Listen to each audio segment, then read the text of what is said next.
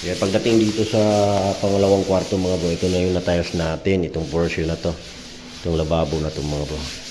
So tips natin mga bro sa ating kapwa construction worker, lalo na sa baguhan, once na magkabit kayo ng ganito sa mga lababo, uunahin po talaga natin na kailangan mabuo ito, itong edge ito mga bro.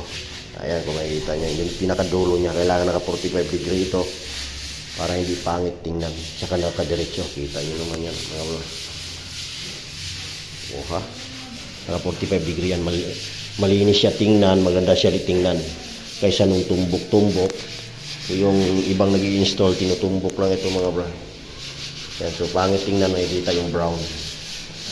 Pero kung naka 45 degree, nakagaya ng ganito, malinis siya tingnan mga bro. Ayan. Alright mga bro. So kailangan tansian natin pag gumagawa tayo ng ganito. Hindi yung silip-silip yan. Alright, yan. Yan po yung tips natin sa mga ating kapwa construction worker mga bro. Lalo na sa baguhan na gustong matuto. Alright, here we go.